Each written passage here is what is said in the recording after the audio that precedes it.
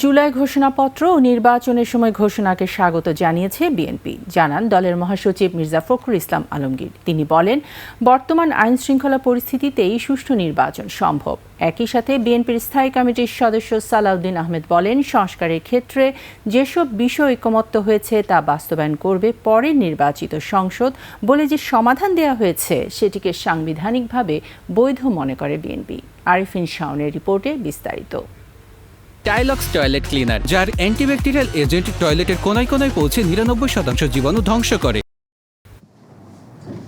গুলশানে বিএনপি চেয়ারপারসনের রাজনৈতিক কার্যালয়ে বুধবার সকালে সংবাদ সম্মেলনের আয়োজন করে বিএনপি। নির্বাচন সুষ্ঠু অবাধ। সংবাদ সম্মেলনে উপস্থিত ছিলেন দলটির মহাসচিব মির্জা ফখরুল ইসলাম আলমগীর এবং স্থায়ী কমিটির সদস্য সালাউদ্দিন আহমেদ। সংস্কারের বিষয়ে বিএনপির অবস্থান তুলে ধরেন সালাউদ্দিন আহমেদ।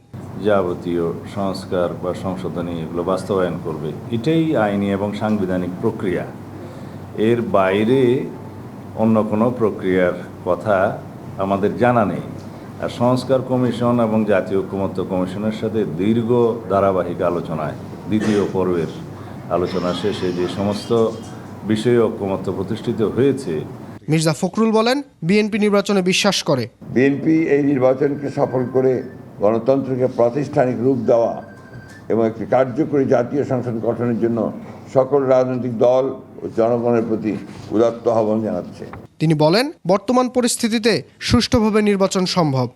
প্রফেসর নিশ্চয়ই এখন পর্যন্ত যতগুলো কাজ করে এসেছেন তাতে করে উনি প্রমাণ করেছেন যে ভবিষ্যতেও তিনি নির্বাচনকে সুষ্ঠু অবাধ করার জন্য এমন কিছু করবেন না যেটা প্রশ্নবিদ্ধ হবে। বর্তমানে দেশের জনগণ একটি সুষ্ঠু নির্বাচনের জন্য মুখে আছে বলে মন্তব্য করেন দলটির মহাসচিব। বিএনপি দীর্ঘ ৮ আরিফিন শাওন, ২১ টেলিভিশন, ঢাকা।